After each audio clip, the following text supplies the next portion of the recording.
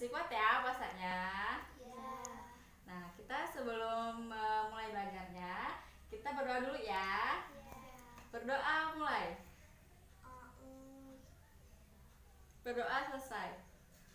Nah, hari ini kita akan belajar tema 6, cita-citaku. Subtema 1, aku dan cita-citaku, pembelajaran pertama. Udah siap belajar ya? Kalian pernah nggak sih membayangkan kalau nanti kalian di masa depan kalian mau jadi apa? Belum ya? Apa mau ngajar seperti guru, apa pilot, apa arsitek, apa mau jadi polisi, apa poluan gitu. Nah, di sini Ibu punya PPT ya, lihat nih. Perhatiin gambar ini. Nah, ada yang tahu nggak ini gambar apa? Guru sedang mengajar ya. Nih,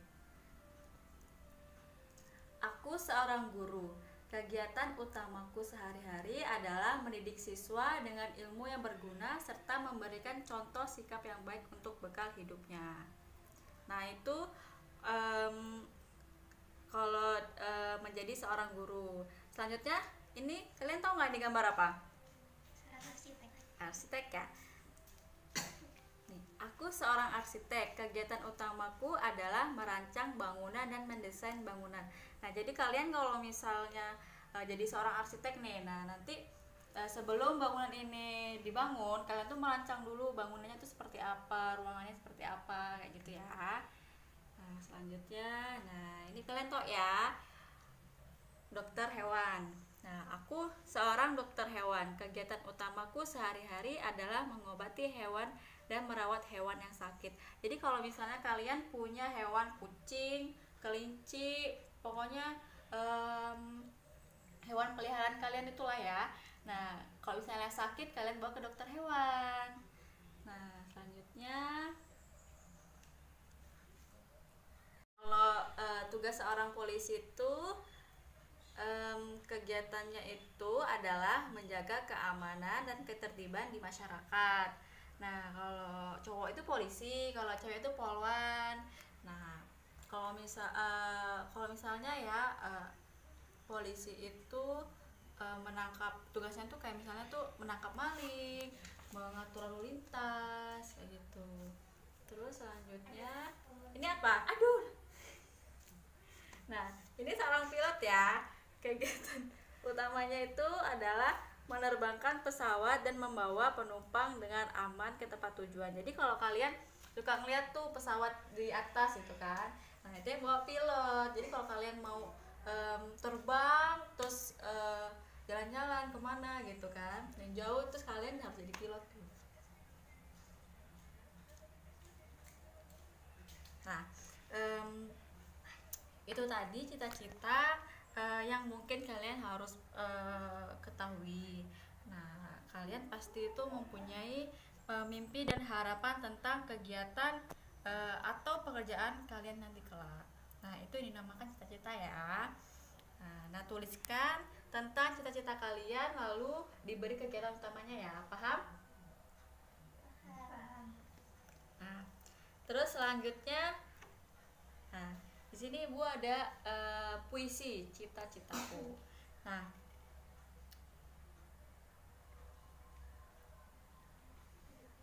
perhatikan puisi ini ya. Nah, puisi itu terdiri atas kumpulan kata-kata yang tersusun menjadi baris. Jadi kan ini kata-kata ya, anganku melayang ke masa depan. Nah, ini kata-kata ya. Nah, jadiin satu, jadinya barisan. Nah, ini baris pertama, ini baris kedua, ini baris ketiga, ini baris keempat. Nah, terus baris ini terkumpul menjadi dua bagian. Nah, ini kan satu bagian ya. Ini satu bagian. Nah, setiap bagian itu terdiri atas 4 baris. Nah, nih baris bagian pertama itu 1, 2, 3, 4 baris ya. Terus baris kedua 1, 2, 3, 4 baris juga kan.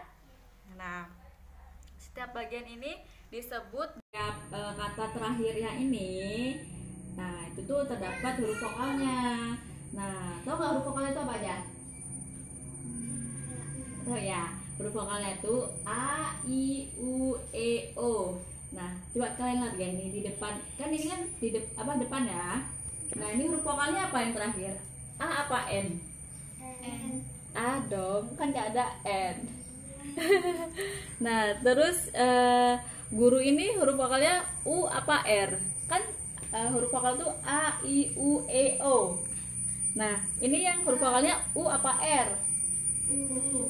Nah, kalau yang ini lagi apa yang depan ini? Terus kata ilmu ini huruf vokalnya apa? U. Nah, jadi huruf vokalnya itu A, U ya.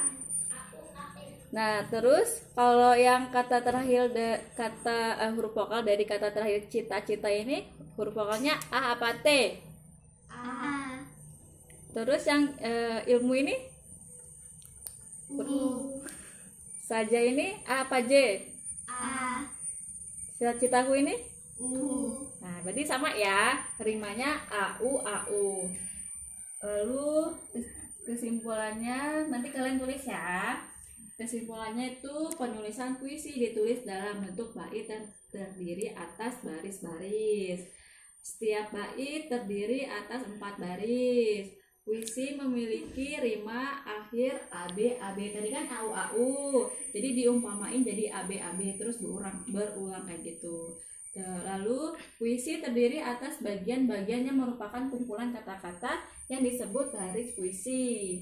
Baris puisi terkumpul menjadi bagian-bagian yang disebut bait puisi. Nah, di sini ada gambar ya, perhatiin. Ini gambar apa aja? Kucing, kelinci, ayam. Nah, gambar-gambar ini menunjukkan bahwa ada anak-anak hewan dan ada hewan yang udah dewasa. Artinya hewan-hewan ini mengalami pertumbuhan. Semua makhluk hidup mengalami pertumbuhan dan perkembangan ya anak-anak. Hewan dan manusia itu mengalami beberapa tahapan pertumbuhan dalam hidupnya. Tahapan itu membentuk sebuah siklus atau daur hidup. Nah, di sini nih hewan itu mengalami metamorfosis dan tidak mengalami metamorfosis ya. Metamorfosis itu hewan yang bentuknya berubah di setiap tahapan hidupnya.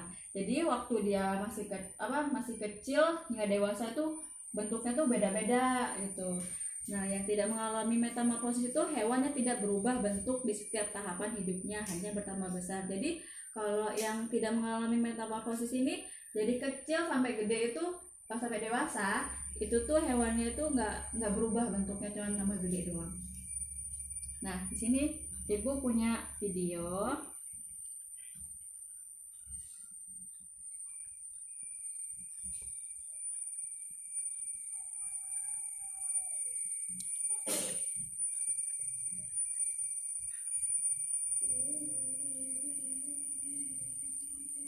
Nah, ini daur hidup tanpa metamorfosis. Yaitu pada hewan tanpa metamorfosis, hewan tidak mengalami perubahan bentuk yang sangat berbeda. Yang tadi Ibu jelasin tadi itu ya. Ada ayam, ada kucing, ada kambing, ada burung, ikan. Nah, di sini Ibu akan mengambil contoh daur hidup tanpa metamorfosis itu ayam. Nah, ayam ini berkembang biak dengan cara bertelur. Telur ayam ini perlu dirami kira-kira sekitar 21 hari biar nanti telurnya itu menetas. Selanjutnya telur menetas menjadi anak ayam. Nah, dengan bulu-bulunya yang halus, semakin lama ayam ini tumbuh semakin besar. Bulu-bulu halusnya itu berubah jadi seperti bulu ayam udah dewasa itu, kalian tahu kan? Nah, nanti ayam dewasa itu berkembang biak lagi, terus menghasilkan telur lagi. Nah, itu contoh daur hidup hewan tanpa metamorfosis. Selanjutnya, daur hidup dengan metamorfosis. Itu dibagi menjadi dua. Yang pertama, metamorfosis sempurna dan metamorfosis tidak sempurna. Nah, metamorfosis sempurna itu bentuk tubuh hewan saat lahir sangat berbeda dengan bentuk dewasanya. Itu yang sempurna ya. Terus yang metamorfosis tidak sempurna itu bentuk tubuh hewan saat lahir tidak terlalu berbeda dengan bentuk dewasanya. Nah, contohnya itu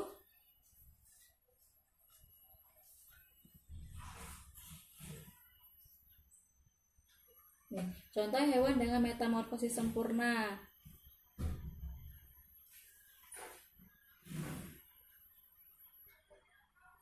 Nah, ada kupu-kupu, ada lalat, ada nyamuk.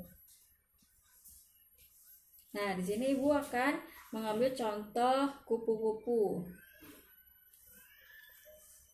Kupu-kupu ini ya, dimulai dari daur kupu-kupu ini dimulai dari telur. Nah, telur kupu-kupu ini biasanya ada di daun. Nah, daunnya daun. Nah, telur ini menetas jadi ulat.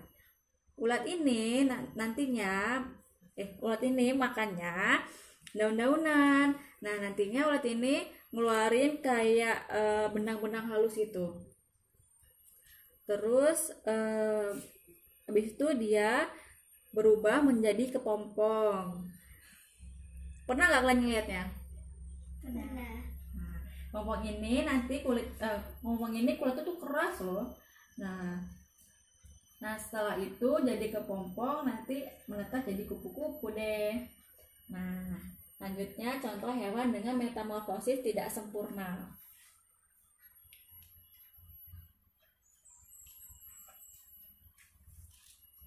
Contohnya tuh ada capung, terus kecoa, dan belalang. Nah, di sini Ibu akan mengambil contoh belalang ya.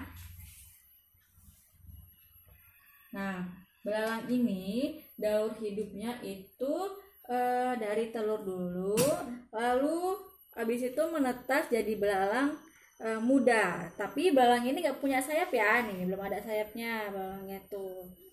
Nah, terus belalang muda ini ganti kulit terus berapa kali jadi belalang dewasa. Nah, lalu belalang dewasa ini berubah menjadi belalang dewasa ini nanti akan berkembang biak menghasilkan telur. Nah, ini disebutnya nimfa 1, nimfa 2, dan nimfa 3 ya.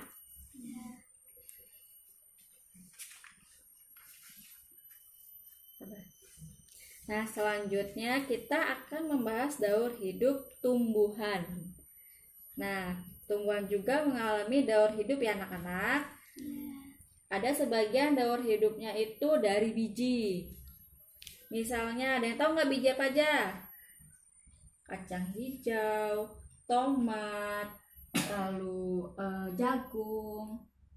Pokoknya yang butuh biji itu, nah kayak gitu daur hidupnya. Nah, ini kita ambil contoh kacang hijau ya. Nah, biji kacang hijau ini dapat tumbuh dengan baik kalau misalnya jatuh atau ditaruh di tanah yang lembab. Nah, nanti biji kacang hijau itu pecah, ngeluarin sebuah akar. Nah, akar ini makin besar itu jadinya kecambah. Nah, kalian kan suka makan cambah tuh ya. Nah, itu dari kacang hijau. Nah, lalu lama-lama keluar deh daunnya. Nah, daun ini bisa untuk menghasilkan fotosintesis. Ada yang tahu nggak fotosintesis itu apa? Fotosintesis itu cara tumbuhan untuk apa namanya pembuatan makanan. Jadi kalau misalnya tumbuhan yang udah ada daunnya itu, dia tuh bisa membuat makanan pada tumbuhannya itu. Jadi dari situ makanannya maksudnya. Nah, lalu selanjutnya tuh yang tadinya ada daunnya sedikit jadi banyak, jadi tumbuhan dewasa. Dan tumbuhan dewasa ini menghasilkan bunga dan buah. Buah itu buah dari biji kacang hijau ini, dalamnya itu ada biji kacang hijaunya. Jadi kalau misalnya jatuh lagi ke tanah, nanti berubah lagi jadi kecambah lagi gitu. Nah ini sekian pembelajaran kita hari ini. Kalau misalnya ada yang mau ditanyain, tanyain aja. Ibu akhiri. Wassalamualaikum warahmatullahi wabarakatuh. Waalaikumsalam warahmatullahi wabarakatuh.